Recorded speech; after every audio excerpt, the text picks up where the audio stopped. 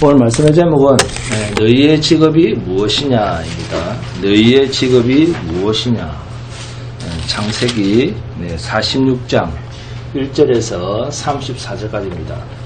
오늘 말씀의 제목은 너희의 직업이 무엇이냐. 창세기 46장 1절에서 34절 함께 봉독하도록 하겠습니다. 시작. 이스라엘이 모든 소유를 이끌고 떠나 브엘세바에 이르러 그의 아버지 이삭의 하나님께 희생제사를 드리니 그 밤에 하나님이 이상 중에 이스라엘에게 나타나 이르시되 야곱아 야곱아 하시는지라. 야곱이 이르되 내가 여기 있나이다 하매 하나님이 이르시되 나는 하나님이라 내 아버지의 하나님이니 애굽으로 내려가기를 두려워하지 말라. 내가 거기서 너로 큰 민족을 이루게 하리라. 내가 너와 함께 애굽으로 내려가겠고 반드시 너를 인도하여 다시 올라올 것이며 요셉이 그의 손으로 내 눈을 감기리라 하셨더라. 야곱이 브엘세바에서 떠날새 이스라엘의 아들들이 바로가 그를 태우려고 보낸 수레에 자기들의 아버지 야곱과 자기들의 처자들을 태우고 그들의 가축과 가나안 땅에서 얻은 재물을 이끌었으며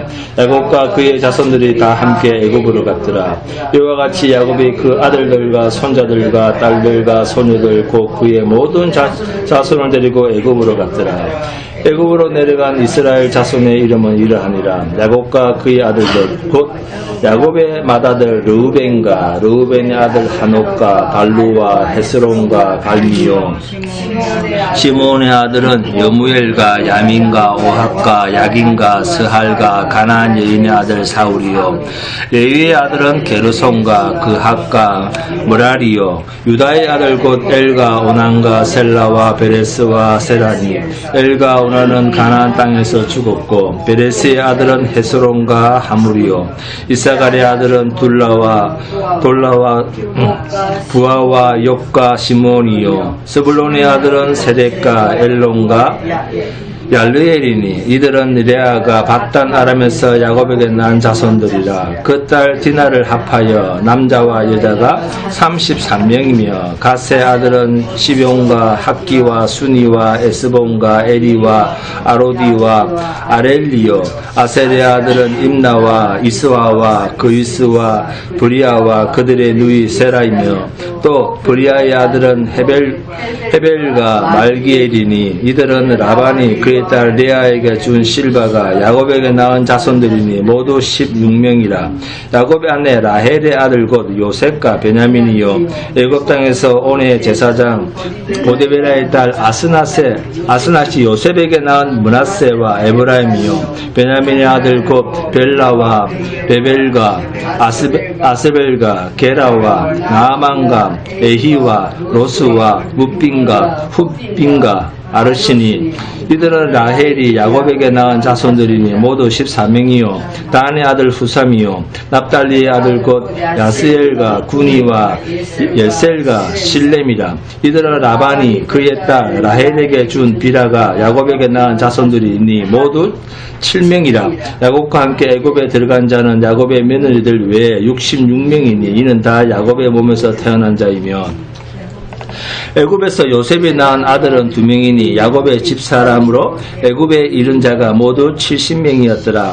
야곱이 유다를 요셉에게 미리 보내어 자기를 고센으로 인도하게 하고 다 고센 땅에 이르니 요셉이 그의 수레를 갖추고 고센으로 올라가서 그의 아버지 이스라엘을 맞으며 그에게 보이고 그의 목을 어긋맞지 않고 얼마 동안 울매 이스라엘이 요셉에게 이르되 내가 지금까지 살아있고 내가 내 얼굴을 보았으니 지금 죽어도 족하도다.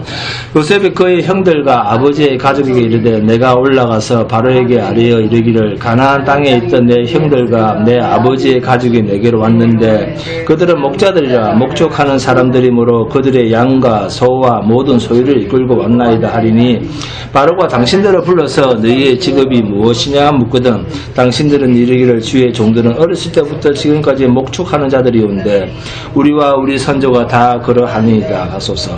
애굽 사람은 다 목축을 가증히 여기나니 당신들이 고센 땅에 살게 되리이다.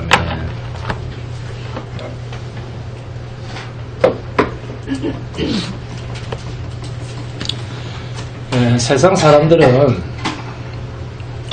왜 이렇게 자기 멋대로 살까요? 자기 마음대로입니다. 교회도 오고 싶으면 오고, 가고 싶으면 가고, 쉬고 싶으면 쉬고, 다 자기 마음대로입니다. 왜 이렇게 자기 마음대로 할까요? 네?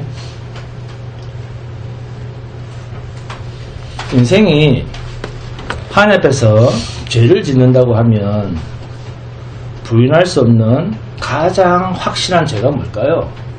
사람이 하나님 앞에서 죄를 짓는다라고 할 때 가장 확실한 우리가 부인할 수 없는 죄, 그게 뭘까요? 자기 멋대로 한다는 겁니다. 이게 죄예요. 근데 죄인지 모른다는 거지.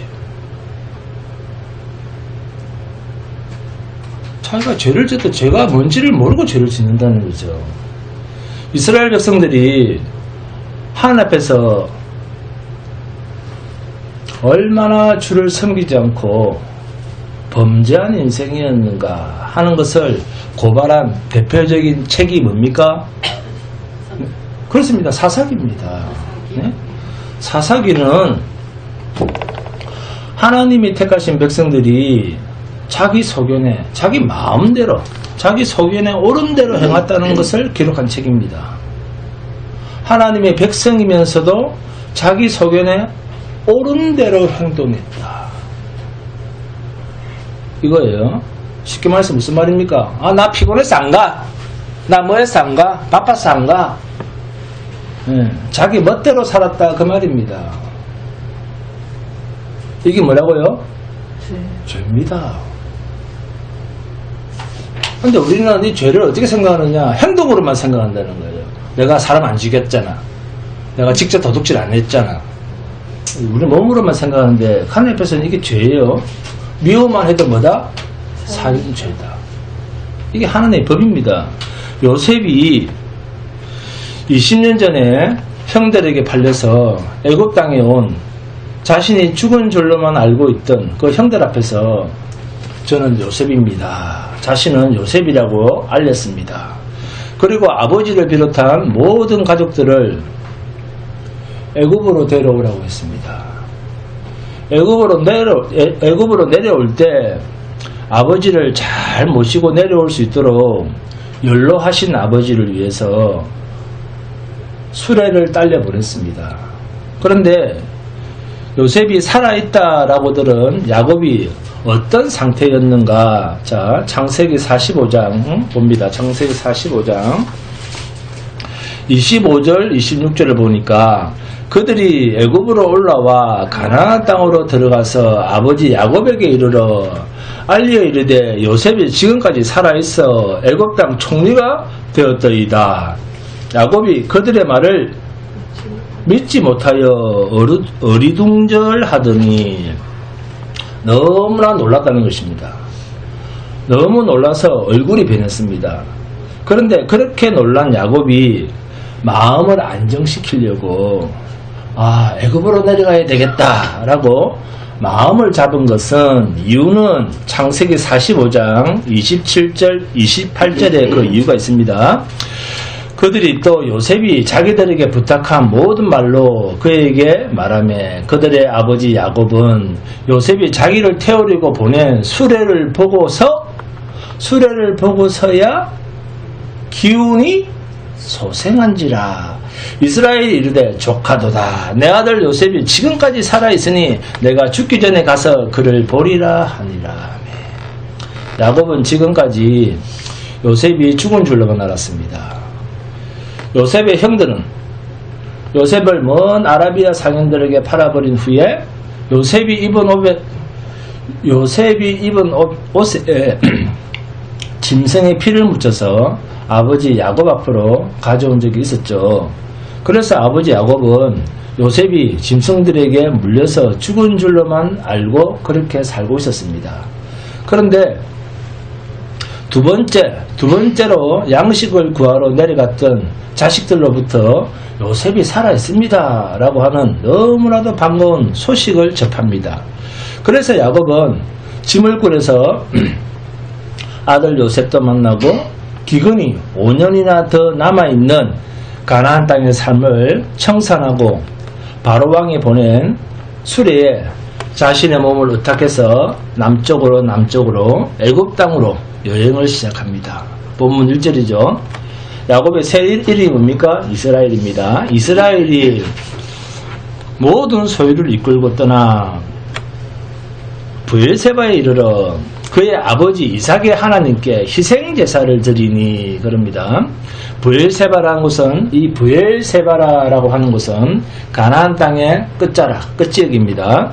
이곳을 이제 떠나면 사막이 시작이 되고 애굽 땅으로 들어가게 됩니다.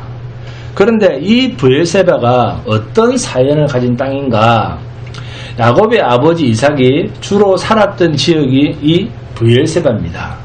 그런데 야곱이 브엘세바에 이르러서 아버지 이삭이 살았던 곳에서 하나님께 희생제사를 드립니다. 그의 아버지 이삭의 하나님께 희생제사를 드리니 누구의 하나님? 그렇지만 아버지 이삭의 하나님, 그죠? 아버지 이삭의 하나님께 이렇게 말을 하죠. 그날 밤에 본문 2절에 보니까 그 밤에 하나님이 이상 중에 이스라엘에게 나타나 이르시되 야곱아 야곱아 하시는지라. 야곱이 이르되 내가 여기 있나이다 하매 그러자 본문 3절입니다. 하나님이 이르시되 나는 하나님이라 내 아버지의 하나님이니 애굽으로 내려가기를 두려워하지 말라. 내가 거기서 너로 큰 민족을 이루게 하리라. 내 아버지의 하나님이니 무슨 뜻입니까? 내가 너의 아버지에게 약속했던 그 언약의 하나님이니 너의 아버지의 아브라함에게 약속한 그 하나님이다. 그 말입니다. 그러면서 애굽으로 내려가기를 두려워하지 말라. 야곱은 이러한 하나님의 음성을 듣고, 자, 야곱은 하나님을 이때 처음 만난 게 아니죠. 하나님을 처음 만난 게 아닙니다. 창세기 28장 10절에서 15절을 보시면 야곱이 에서의 축복을 가로챈 그 일 때문에 형이 자기를 죽이려고 하는 그런 분위기를 어머니 리브가에게 듣고 어머니의 오빠인 외삼촌 라반의 집으로 멀리 하란으로 도망을 갈 때 하나님이 야곱에게 나타나셔서 하신 말씀이 창세기 28장입니다. 자, 창세기 28장 10절에서 15절 함께 공부합니다.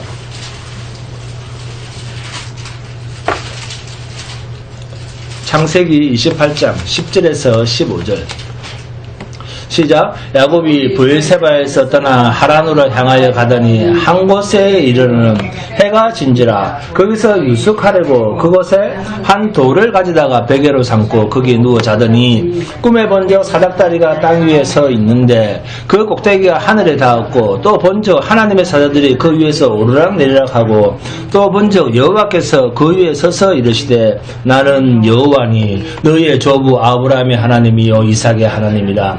내가 누워있는 땅을 내가 너와 내 자손에게 주리니 내 자손이 땅에 티끌같이 되어 내가 서쪽과 동쪽과 북쪽과 남쪽으로 퍼져갈지며 땅의 모든 족속이 너와 내 자손으로 말미암아 복을 받으리니 내가 너와 함께 있어 내가 어디를 가든지 너를 지키며 너를 이끌어 이 땅으로 돌아오게 할지라. 내가 내게 허락한 것을 다 이루기까지 너를 떠나지 아니하리라 하신지라 하면 이 하나님께서 약속하신 대로 야곱은 장인이요 외삼촌인 라반으로부터 20년의 세월이 지나서 하란에서 가나안 땅으로 하나님의 약속대로 오게 되는 은혜를 입습니다. 하나님께서 아브라함에게 약속하셨고 이삭에게도 같은 약속을 하셨고 또 야곱에게 약속하실 때 잘 살펴봐야 할 대목이 있습니다. 창세기 15장 13절에서 14절입니다. 여호와께서 아브라함에게 이르시되 너는 반드시 알라. 내 자손이 이방에서 계기되어 그들을 섬기겠고 그들은 400년 동안 내 자손을 괴롭히리니. 이거 아브라함에게 하신 약속이에요. 그들이 섬기는 나라를 내가 징벌할 것이며 그 후에 내 자손이 큰 재물을 이끌고 나오리라. 지금 애굽으로 가고 있는 이 일이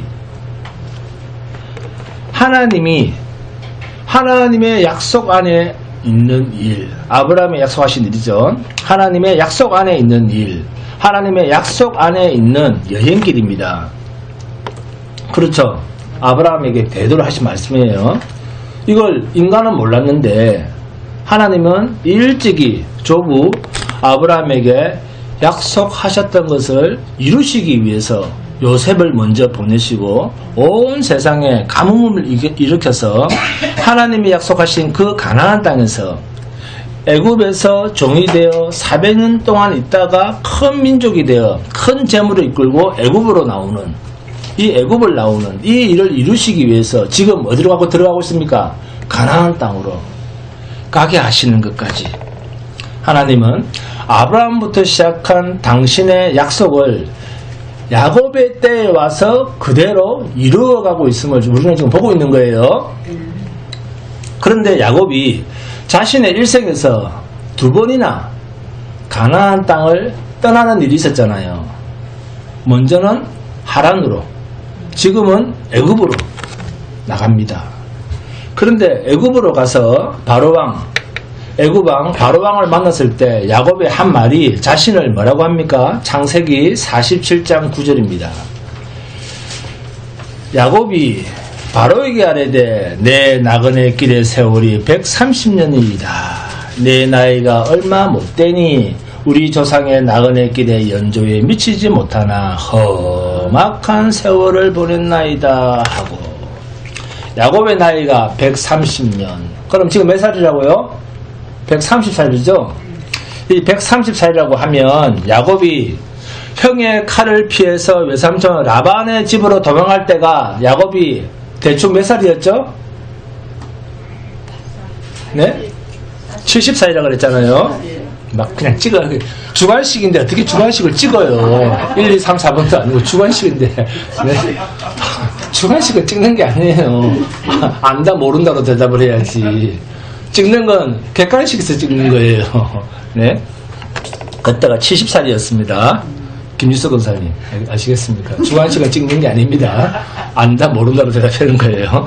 네. 그러면 라반의 집에서 20년을 보냈고 또 숫곳에서 세겜에서 약 10년의 세월을 보냈잖아요. 가나안 땅에서 30년을 살다가 지금 애굽으로 가게 된 겁니다. 그러면 처음 하란으로 떠날 때와 지금은 무려 60년이라고 하는 시간 차이가 있습니다. 그런데 하란으로 갈 때는 이삭의 하나님이라 부르면서 희생제사를 드렸습니까? 안 드렸습니까? 그 야곱이 70살 때 외삼촌 라반의 집으로 도망갈 때 희생제사가 있었습니까? 없었습니까? 맞아요. 없었습니다. 네, 없었습니다. 즉 하나님께 묻는 일이 없었다 그 말이에요. 그죠? 그러나 이제는 애굽으로 내려가면서 희생제사를 드리고 있습니다. 인생 말년에 이렇게 희생제사를 드린다는 것이 어떤 뜻이냐? 하나님께 하나님의 뜻을 신중하게 묻고 있다 그 말입니다. 자기 인생을. 자, 야곱이 참 많이 변했죠. 본문 3절 4절입니다. 하나님이 이르시되 나는 하나님이라 내 아버지의 하나님이니 애굽으로 내려가기를 두려워하지 말라. 내가 거기서 너로 큰 민족을 이루게 하리라. 내가 너와 함께 애굽으로 내려가겠고 반드시 너를 인도하여 다시 올라올 것이며 요셉이 그의 손으로 내 눈을 감기리라 하셨더라. 아멘. 그런데 야곱이 살아서 올라옵니까? 그렇죠. 야곱이 살아서 돌아옵니까? 아니죠. 결국 430년 후에 이 야곱의 후손들이 광야 40년 세월을 거치면서 가나안 땅으로 그때서야 돌아오지 않습니까? 애굽에서 죽어요. 이것을 보면 이러한 하나님의 약속은 아무리 시간이 오래 걸리고 몇 대가 지나가도 하나님의 약속은 결코 변하거나 실패되어지는 일이 없습니다. 그래서 내 대에서 이루어지지 않았다라고 해서 하나님의 약속이 실패했는가? 하나님이 약속을 변경시켰는가? 아닙니다. 반드시 너를 인도하여 다시 올라올 것이며 너희는 온 천하에 다니며 만민에게 복음을 전파라. 양복 지금 그런 소리 듣고 지금 개척교회 10명도 안 되는데 무슨 말도 안 되는 소리하고 이렇게 생각하면 된다 안 된다? 안 됩니다. 인간의 생각으로 하나님의 말씀을 적용시켜서 판단하시면 절대 안 됩니다. 하나님이 이루십니다. 네? 이 약속을 네? 하나님이 죽고 요셉이 그를 장사 지내고 나중에 430년 후에 그를 데리고 나온다 그 말입니다. 네? 그 죽은 해골을 가지고 나오죠. 본문 4절에 요셉이 그의 손으로 내 눈을 감기리라.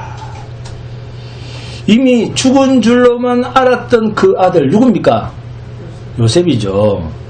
그 요셉이 너 야곱의 임종을 지켜줄 것이다 라고 하는 말씀입니다. 여러분, 이것은 이 세상에서 그 어떤 힘이 우리에게 성도에게 음습해 온다고 해도 하나님의 일은 결코 좌절되거나 중간에 그 일이 변경되거나 취소되는 일은 결단코 없다 그 말이에요. 우리에게 약속하신 하나님의 약속, 새하늘과 새 땅은 반드시 우리의 것으로, 천국은 반드시 우리의 것으로 주어진다는 것입니다. 이러한 완벽한 하나님의 일을 확인하고 야곱의 일행들은 이제 드디어 애굽으로 들어갑니다. 요셉이 보낸 수레를 타고 자신과 함께 모든 식솔들을 거느리고 애굽으로 들어갑니다. 본문 27절입니다. 애굽에서 요셉이 낳은 아들은 2명이니 야곱의 집사람으로 애굽에 이른 자가 모두 70명이었더라. 그런데 창세기 45장 19절 20절을 보시면 이제 명령을 받았으니 이렇게 하라. 너희는 애굽 땅에서 수레를 가져다가 너희 자녀와 아내를 태우고 그의 아버지를 모셔오라. 또 너희의 기구를 아끼지 말라. 온 애굽 땅에 좋은 것이 너희 것임이니라 하면, 너희가 가나안 땅에서 떠날 때 뭐라고 합니까? 빈손으로 그냥 오라고 합니까? 막 거기서 뭐라도 좀 챙겨서 나오라고 합니까? 네? 빈손으로 나오라잖아요. 그 가나안 땅에서 빈손으로 애굽으로 오라는 것입니다. 너희의 기구를 아끼지 말라. 가나안 땅에서 살면서 장만한 살림살이, 뭐 좋은 냉장고, 대형 TV 뭐 이런 거 말고 짐승을 키우면서 가진 여러 가지 도구들 다 가져오지 마라. 아끼지 마라. 보따리 싸들고 주섬주섬 담아서 가져오지 마라. 왜요? 애굽 땅에 있는 모든 것이 너희 것이라. 응? 곧 요셉의 것이 네 것이고, 요셉의 것이 아버지 야곱의 것이고, 요셉의 것이 형제들의 것이라 그 말입니다. 여러분, 하나님이 예비하신 것은 그동안 내가 아끼고, 천국이 그렇습니다. 이 새하늘과 새 땅은 그동안 내가 이 땅에서 살면서 아끼고 애지중지하고, 네? 구찌인데 말하면서, 네? 그 다음에 만지고 사용했던 모든 물건들이 하나님이 예비하신 곳으로 갈 땐, 하나님이 가라 하신 곳으로 갈 땐 가지고 갈 수도 없지만 가지고 갈 필요도 없는 것들입니다. 그래서 야고보서 4장 4절입니다. 야고보서 4장 4절에 가늠한 여인들아, 세상과 벗된 것이 하나님과 원수됨을 알지 못하느냐? 그런즉 누구든지 세상과 벗이 되고자 하는 자는 스스로 하나님과 원수되는 것이니라. 아멘. 가늠한 여인들아, 자, 여자들한테 하는 말이 아닙니다. 아닙니다. 여자들한테 하는 말 아니에요. 가늠한 여인들아, 세상과 벗된 것이 하나님과 원수됨을 알지 못하느냐? 자, 그러면 가늠한 여인이라는 말이 무슨 뜻입니까? 하나님과 반대되는. 그렇습니다. 신자가 하나님이 약속하신 하나님의 나라보다 세상 나라를 더 좋아하고 세상과 더 친하게 지내는 것, 이것을 두고 하나님 뭐라 부른다? 가늠한 여자다, 이렇게 부르는 거예요. 근데 우리는 또 이렇게 적용 안 하고 어떻게 적용합니까? 실제로 가늠한 걸 가늠한 이렇게 적용하는 그런 뜻이 아니에요. 하나님보다 더 사랑하는 것이 있는 것, 이게 다 가늠입니다. 누가요? 하나님께서 가늠한 여인들아 세상과 벗된 것이 하나님과 원수됨을 알지 못하느냐. 그런즉 누구든지 세상과 벗이 되고자 하는 자는 스스로 하나님과 원수되는 것이니라. 예? 세상과 가까이 지내는 것은 하나님과 원수되는 것이랍니다. 예수님께서도 말씀하시기를 요한복음 18장 36절에서 예수께서 대답하시되 내 나라는 이 세상에 속한 것이 아니니라. 만일 내 나라가 이 세상에 속한 것이었더라면 내 종들이 싸워 나로 유대인들에게 넘겨지지 않게 하였으리라. 이제 내 나라는 여기에 속한 것이 아니니라. 만일 이 세상이 예수님의 나라라고 하면 종들을 불러서 어떤 싸움을 하더라도 내가 그들에게 잡혀서 죽는 일이란 없다. 그래서 이 말을 직접 들었던 사도 요한은 훗날 요한 1서에서 뭐라고 합니까? 요한 1서 2장 15절에서 17절입니다. 이 세상이나 세상에 있는 것들을 뭐하지 마라? 사랑하지 말라. 누구든지 세상을 사랑하면 아버지의 사랑이 그 안에 있지 아니하니 이는 세상에 있는 모든 것이 육신의 정욕과 안목의 정욕과 이생의 자랑이니 다 아버지께로부터 온 것이 아니요 세상으로부터 온 것이라. 이 세상도 그 정욕도 지나가되 오직 하나님의 뜻을 행하는 자는 영원히 거하느니라. 아멘. 하나님의 나라는 이 세상에 속한 것이 아니다 라는 이 말씀에 뿌리를 내리고 사도들과 초대교회 성도들은 그렇게 살았습니다. 그런데 오늘날 신자들은 그렇게 초대교회 성도들처럼 삽니까? 나는 하나님을 믿습니다. 예수를 믿습니다. 자신들이 성도라고 하면서도 눈에 보이는 세상을 너무나 좋아한다는 것입니다. 드디어 야곱은 애굽 땅에 도착을 합니다. 그리고 죽은 줄로만 알았던 아들 요셉을 만납니다. 또 애굽의 바로 왕도 만납니다. 본문 29절 30절입니다. 요셉이 그의 수레를 갖추고 고센으로 올라가서 그의 아버지 이스라엘을 맞으며 그에게 보이고 그의 목을 어긋맞춰 안고 얼마 동안 울매 이스라엘이 요셉에게 이르되 내가 지금까지 살아있고 내가 내 얼굴을 보았으니 지금 죽어도 족하도다. 이렇게 모든 믿음의 족장들이 한결같이 경험한 게 뭡니까? 우리가 아브라함, 이삭, 야곱을 이렇게 이 믿음의 선조들을 보면서 공통적으로 겪는 경험이 있었죠. 뭐였습니까?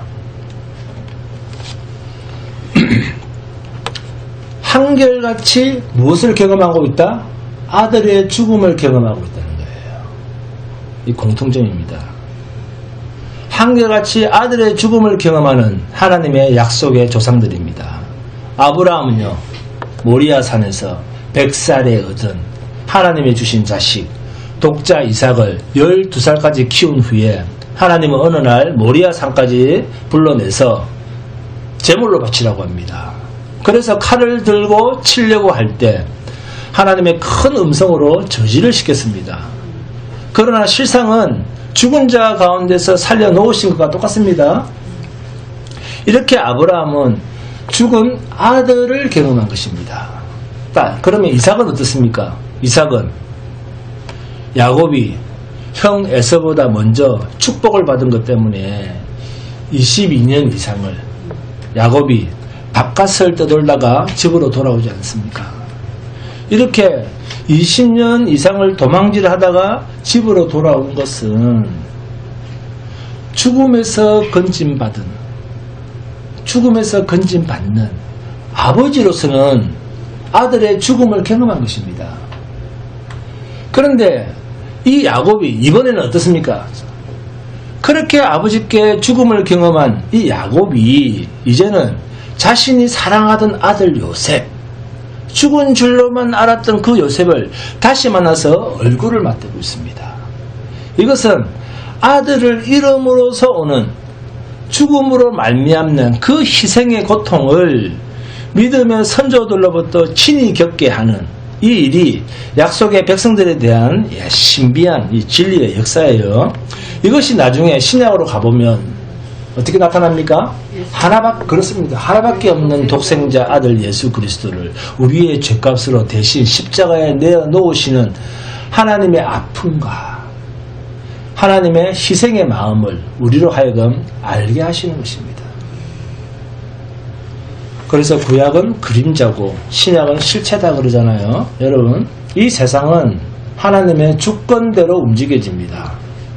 그리고 그 안에 창세 전부터 택하심을 받은 저와 여러분 같은 택하심을 받은 성도는 예수 그리스도 안에서 불꽃 같은 눈동자로 지키시는 하나님의 그 보호하심 아래에 있는 존재들입니다. 그래서 성도는 불신앙이나 두려움 없이 약속에 신실하신 하나님만 바라보고 사는 거예요. 아, 내가 두려움을 느낀다. 두려움을 느끼시거든. 앙훈자 여사는 어떻게 생각이 됩니까? 안 두렵습니다. 할 말이 없네, 갑자기. 아멘, 할렐루야. 할 말이 없습니다. 만약에 두려움을 느끼시거든, 내가 어디를 바라보며 살고 있는 자인가? 이것을 확인해 보시길 바랍니다. 세상을 바라보면 내가 두려움이 생긴다, 안 생긴다? 생기죠. 하나님 나라를 바라보고 살면 두려움이 생기지 않습니다. 기근을 당해서 생명의 위기 앞에 서게 된 야곱에게 애굽 땅은 기가 막힌 피난처입니다. 그런데 이 피난처를 야곱이 준비했습니까? 아니죠. 야곱이 준비했거나 노력했거나 하나님께 40일 금식 기도하면서 애걸복걸했거나 야곱 자신이 애를 써서 주어진 결과물이 아닙니다. 전적으로 희생한 자는 따로 있습니다. 요셉입니다. 그런데 오늘날 현대인들은 이 복의 개념이 어떻게 생각합니까? 내가 하기 나름이라고 생각을 합니다. 그래서 쉽게 하는 말이 뭐죠? 지성이면 감천이다 그럽니다. 뭔가 정성을 들여야지 하나님이 감동을 하셔서 니를 도와줄 거 아니냐. 김현식 권사님 맞습니까? 틀립니까? 뭔가 정성을 들이면 하늘도 감동한다. 보통 이게 일반 사람들이 가지고 있는 무속신앙이에요. 무속신앙. 내가 뭔가를 해야지 하늘도 감동한다. 그러니까 모든 복의 근원은 누구에게 있다? 내 자신에게 있다는 거예요. 이 세상 사람들의 사고방식입니다. 내가 하기 나름이라는 거예요. 내 하기 나름이다. 그러니까 네가 신 앞에서 하나님 앞에서 귀여움을 좀 받으려면 무슨 짓을 해야 된다? 귀여움 받을 짓을 해야 된다 그러죠. 네? 즉 하나님부터 사랑을 받으려면 무슨 짓을 해야 된다? 사랑받을 짓을 먼저 해야 된다 그럽니다. 그런데 이런 이야기가 교회를 다닌다는 사람 사이에도 아주 상식적인 이야기를 떠돌고 있어요. 하나님 앞에서 엉망으로 사는데 우리 서희미 권사님 말로 개떡같이 사는데 솔직히 저 인간은 개떡같이 사는데도 잘 사네? 복이 주어진다. 자, 맞습니까? 틀립니까? 근데 맞잖아요. 그게 왜 틀립니까? 개떡같이 살면 하나님 복을 안 줍니까? 자, 여러분이 개떡같이 사는데 아직도 살아있잖아요. 네? 그건 맞습니다. 개떡같이 살아도 하나님의 복이 주어집니다. 하나님이 그런 분입니까? 하나님이 얼마나 크신 분이신데, 예? 티끌도 안 되는, 우주에서 티끌도 안 되는 내가 개떡같이 산다고 하나님 복을 안 줍니까? 내가 하나님 앞에서 개떡 같은 짓을 하면서 사는데, 에이, 그래도 하나님이 그런 사람을 애지중지하겠어? 애지중지합니다. 하나님의 자식은 하나님이 개떡 같은 짓을 해도 애지중지하면서 키우십니다. 믿으시기 바랍니다. 오늘 오직 그리스도 예수 안에만 있으면 만사 형통입니다. 할렐루야. 믿으시기 바랍니다. 안 하시기도 안 믿는 것 같아. 믿으시기 바랍니다. 그리스도 예수 안에만 있으면 모든 것이 부족함이 없습니다. 자, 본문 4절 함께 봉독합니다. 시작. 내가 너와 함께 애굽으로 내려가겠고 반드시 너를 인도하여 다시 올라올 것이며 요셉이 그의 손으로 내 눈을 감기리라 하셨더라. 아멘. 내가 너와 함께 애굽으로 내려가겠고. 자, 주님의 동행을 이야기하죠. 주님의 동행을 구체적으로 말씀하고 있습니다. 그런데 우리는 하나님과의 동행을, 이런 동행을 어떻게 생각을 합니까? 하나님이 나와 함께 동행하시면, 하나님이 나와 함께 하시면 내가 하고 싶은 일을 잘 도와주시는 능력 있는 수신정으로 생각을 합니다. 하나님께서 야곱과 함께 애굽으로 내려가겠다는 것은 반드시 너를 인도하여 다시 올라올 것이며, 하나님의 약속하신 이 가나안 땅으로 너로 큰 민족을 이루어 속히 데려오려고 내가 너와 함께 내려가는 것이다. 그것은 곧 내가 내 약속을 이루려고 너와 동행하며 내려간다. 그 말씀입니다. 동행. 성경이 말하는 동행은 인간이 하나님을 찾아가서 하나님과 함께 하겠습니다, 그런 뜻이 아니고, 하나님께서 나를 찾아오셔서 나와 함께 하시는 것, 이것이 성경에서 말하는 동행, 함께 한다는 뜻입니다. 그리고 하나님께서 나를 찾아오시는 것은, 하나님께서 우리를 왜 찾아옵니까? 하나님 약속을 이루기. 그렇습니다. 내가 하고자 하는 것을 돕기 위해서, 나를 성공시키기 위해서 나와 함께 동행하는 것이 아니고, 하나님께서 내게 미리 약속하신 것을 속히 이루시기 위해서 나를 찾아오시고 나와 함께 동행하시는 것입니다. 그러면 하나님이 오셨습니다. 하나님이 우리 안에 무엇으로 오셨죠? 성령으로 오셨습니다. 그렇다면 성령이 우리 안에 오신 목적이 뭘까요? 나의 일을 잘되게 하기 위해서입니까? 장사 잘되게 해주기 위해서입니까? 아니면 하나님의 약속하신 일을 속히 이루시기 위함입니까? 전자입니까? 후자입니까? 후자입니다. 그럼에도 대부분의 사람들이 어떻게 생각합니까? 찾아오신 하나님을 내 소원을 이루고 자기가 하고 싶은 일을 하는데 하나님이 큰 힘이 되어주는 동행으로 오해하고 있다는 것에 우리의 슬픔이 있습니다. 만약 하나님께서 야곱을 이롭게 하고 야곱을 돕기 위해서, 이 야곱을 세상에서 성공시키기 위해서 하나님이 동행하신다고 하면, 동행하셨다고 하면 어떻게 하는 것이 가장 좋겠습니까? 애굽으로 내려가야 됩니까? 가나안에 살고 있는 사람을 애굽으로 내려가지 않고 약속하신 가나안 땅에서 농사도 잘 되고 목축도 잘 되고 풍족하게 살게 하는 것이 하나님이 잘 되게 해주시는 야곱을 위해 주는 일이잖아요. 그렇지 않습니까? 하나님께서 성령으로 우리 안에 오시고 동행하시고 내주하시는 것이 우리를 위한 일이라고 하면 이 땅에서 잘 입고 잘 먹고 잘 사는 것이 좋지, 뭐하러 우리를 하나님의 나라로 데려갑니까? 이 세상은 우리를 하나님 나라로 데려간다, 무슨 뜻입니까? 이 세상은 하나님과 우리가 함께 할 곳이 아니다, 그 뜻이잖아요. 네? 그러므로 성령이 우리 안에 오신 것은 속히 우리를 약속된 하나님의 나라로 데리고 가시기 위해서 성령이 우리 안으로 오신 것입니다.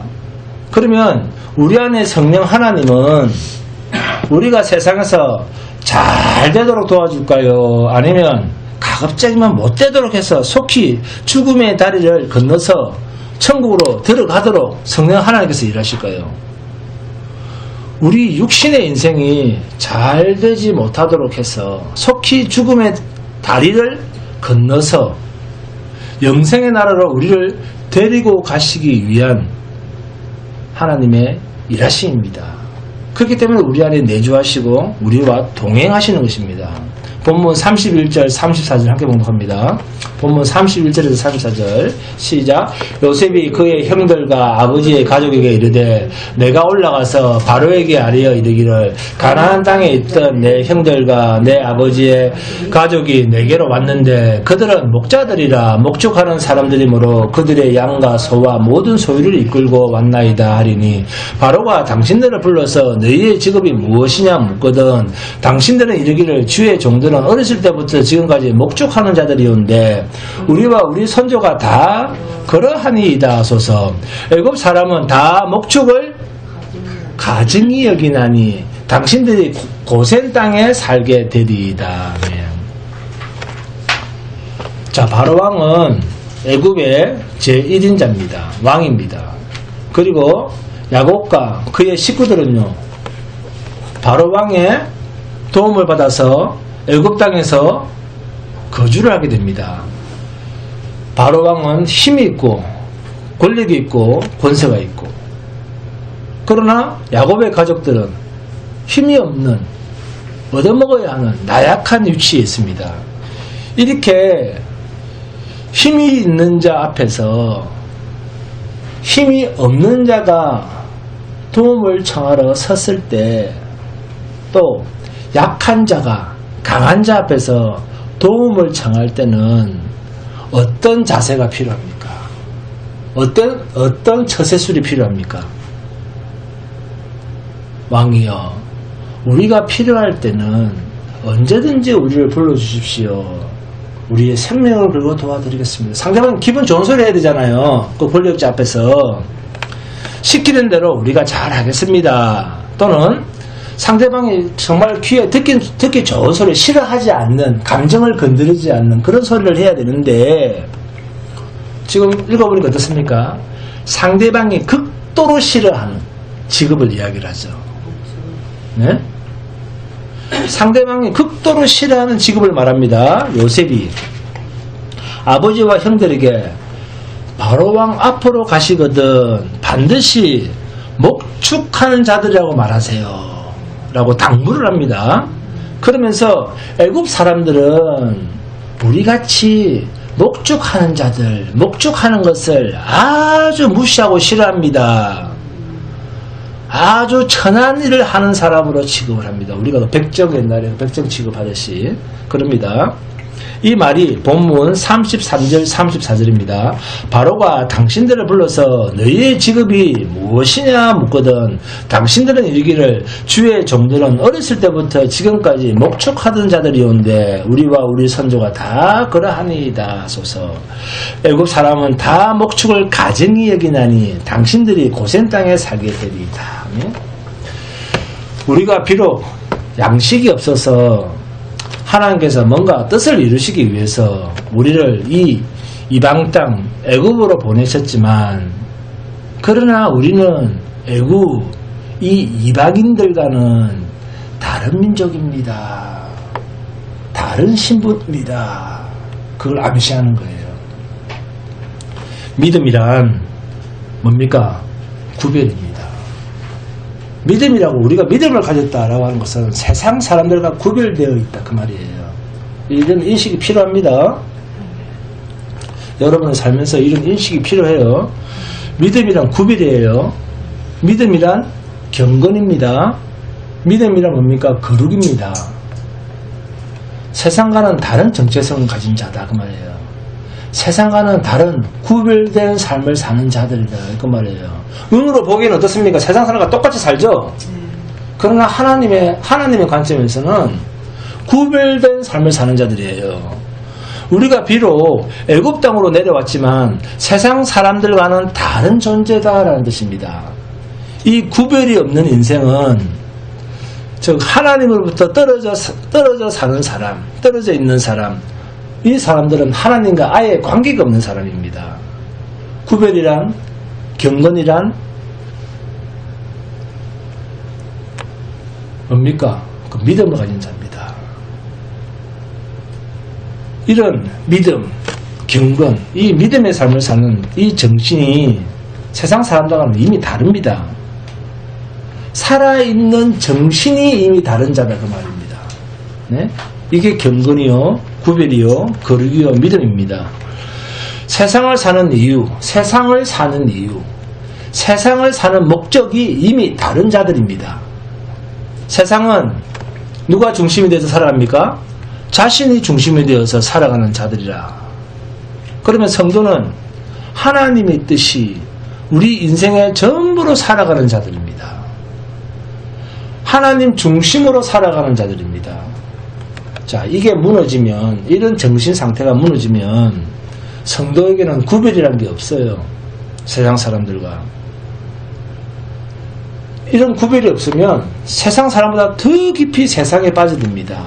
여러분, 요셉이 왜 아버지와 형제들에게 우리는 목축하는 자라고 그들이 가증히 여기는 싫어하는 자신의 직업을 그들에게 밝히게 했을까요? 그것은 애굽 사람들이 가까이 하지 못하도록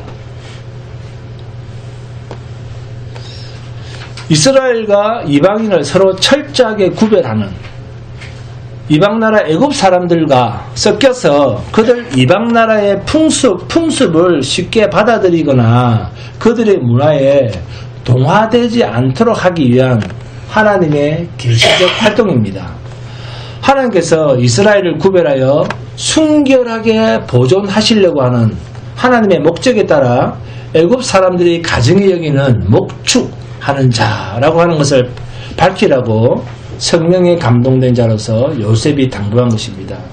이렇게 성도는 세상에 있으나 세상과 섞여 살 수가 없습니다. 세상과 동화되어서 살아갈 수가 없습니다. 요셉이 가족들에게 말한 목축하는 자라고 하는 세상으로부터 가증히 여기는 이 직업을 구체적으로 실토하게 하는 이 장면에서 우리 스스로 하나님의 백성으로서 하나님을 증거하는, 하나님 나라를 증거하는 사람으로서 나는 세상 사람들에게, 우리를, 여러분은 예수 믿지 않는 사람들에게 자신을 어떻게 증거하면 좋겠습니까? 여러분은 예수 믿지 않는 사람에게 자신을 어떻게 증거합니까? 네, 그렇습니다. 네? 세상에 좋은 것이 있거든 다 당신 겁니다. 세상에 좋은 것은 다 여러분 것입니다. 내 것이 아닙니다. 그러나 당신에게 없는 것, 그것이 내게는 있으니 그것을 당신에게 소개하겠습니다. 성전 미문에 안전뱅이 거지에게 베드로 사도가 어떻게 외쳤습니까? 사도행전 3장 6절입니다. 베드로가 이르되 은과 금은 내게 없거니와 세상 것은 내게 없다. 내게 있는 것, 내게 있는 이것을 내게 주노니 나사렛 예수 그렇죠. 나사렛 예수 그리스도 이름으로 일어나 걸어라 하고, 이 진리를 우리가 세상에 소개할 수 있고 말할 수 있고 당당하게 내가 그렇게 살 수 있는 유일한 메시지입니다. 그리스도 예수 안에 살고 예수를 이방인에게 선물로 줄 수 있는 예수, 증거할 수 있는 유일한 예수 그리스도의 십자가, 이 예수 십자가의 증인으로서 우리의 남은 생을 마무리 짓는 성도가 되시기를 주님의 이름으로 축원드립니다. 헌금 찬송합니다. 찬송가 54장입니다.